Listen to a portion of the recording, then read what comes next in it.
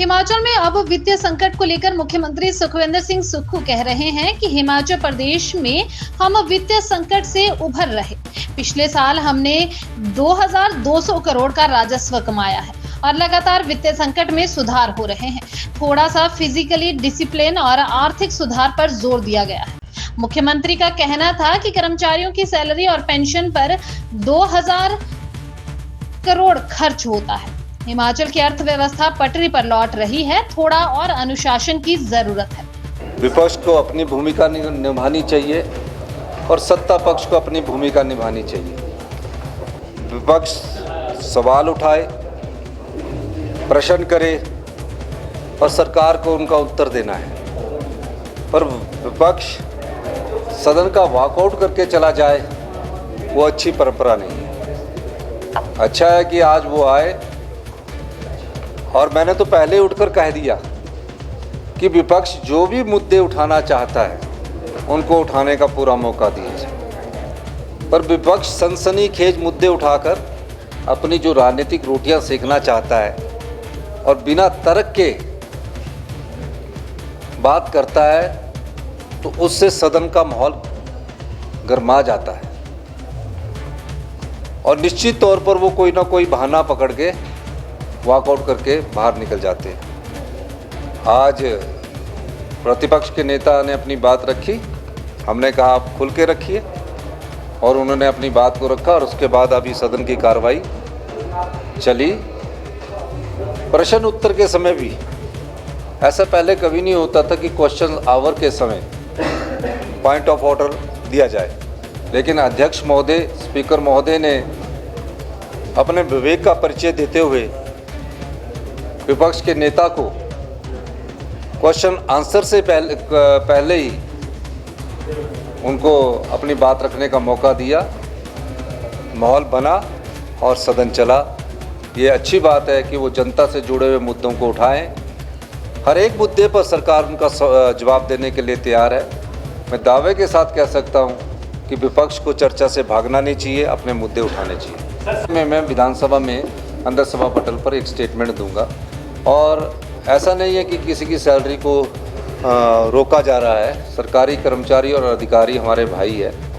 जब financial discipline लाना होता है तो इस प्रकार की थोड़ी सी समस्या रहती है और उसको ठीक ढंग से हमने प्रदेश को आगे बढ़ाना है। बोर्ड निगमों की और इनकी सैलरी तो निकल रही है, जो सरकारी विभाग है उसमें थोड़ा सा सिस्टम को ठीक कर रहे हैं और निश्चित तौर पर अभी आने वाले समय में जो उनकी सैलरी है उसको निकाल दिया जाएगा। प्राइस होता है उससे कम बोलियां पहले भी नियमों के मुताबिक आती है। 5 जगह ठेकों की नीलामी की बात हुई थी, तो मैं ये कहना चाहूँगा कि उसको हमने जवाब दिया, क्योंकि उस समय वो कल भी वॉकआउट था, 2 दिन से जवाब था। तो हमने 1 साल में 485 करोड़ रुपए शराब की बिक्री से कमाए और जो भारतीय जनता पार्टी है 5 साल के 665 करोड़ रुपए कमाए हैं। तो आप अंदाज़ा लगाइए कि किसमें कहाँ अनियमितताएं हैं। आर्थिक संकट नहीं है भैया। अगर किसी फिस्कल डिसिप्लिन करना, आर्थिक संकट से हम उभर रहे हैं, आर्थिक संकट को हम पार कर चुके हैं। अब डिसिप्लिन लाकर हिमाचल प्रदेश को सेल्फ रिलायंट बनाने की तरफ, आत्मनिर्भर हिमाचल बनाने की तरफ ये चेंजिंग जरूरी है। हम ठाकुर जी को आना चाहिए ना। हमने तो बोला कि पहला मुद्दा उनका है। हम चाहते हैं कि वित्तीय कुप्रबंधन पर ये विपक्ष चर्चा करे। हमने तो सरकार की तरफ से लाया, किसी भी नियम के तहत करे। हम जनता को भी बताना चाहते हैं, हिमाचल प्रदेश की 75 लाख जनता को हम बताना चाहते हैं कि वित्तीय कुप्रबंधन क्यों हुआ और कैसे डबल इंजन की सरकार ने जनता के खजाने को लुटा दिया। बिजली माफ़ कर दी, पानी माफ़ कर दिया, 600 के करीब शिक्षा संस्थान और स्वास्थ्य संस्थान खोल दिए। इन सब चीज़ों को अगर वो चर्चा लाएंगे, नहीं लाएंगे तो हमारे द्वारा चर्चा लाई जाएगी और हम जनता को बताना चाहते हैं, हम जनता को जागरूक करना चाहते हैं कि जब कोई नीतिगत फैसले नहीं होते तो प्रदेश की अर्थव्यवस्था का उसका और क्या प्रभाव पड़ता है। जो इनकम टैक्स देता हो, जो 1 करोड़ रुपया इनकम टैक्स देता हो, उसको मुफ्त की बिजली नहीं चाहिए, मुफ्त का पानी नहीं चाहिए। इन्होंने बिना सोचे समझे बिजली पानी मुफ्त का उन लोगों को दे दिया जो लोग देने अपने पैसे से पानी भी खरीदना चाहते थे, बिजली भी खरीदना चाहते थे। किसको मुफ्त में मिलनी चाहिए? जो गरीब है उसको मुफ्त में मिले, कोई दुख नहीं है, चाहे पानी है चाहे बिजली है।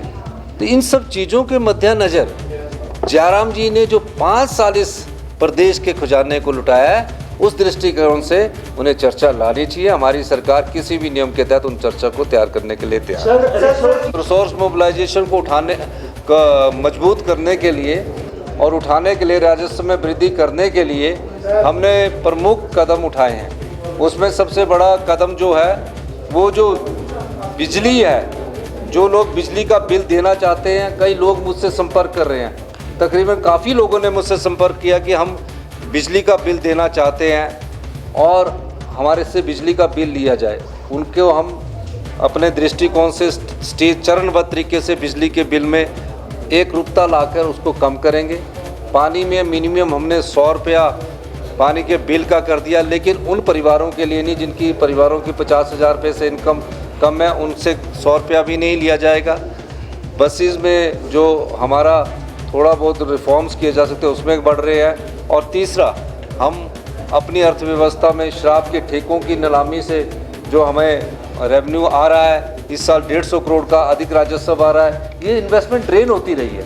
तो और भी कई जैसे डीजल के में हम और बढ़ा रहे हैं, तो इन सब चीज़ों को बढ़ाकर हम आगे बढ़ रहे हैं। मेरा ये मानना है कि सरकारी कर्मचारी अधिकारियों के सहयोग से हम प्रदेश की अर्थव्यवस्था को आगे बढ़ा रहे हैं। बहुत बहुत धन्यवाद।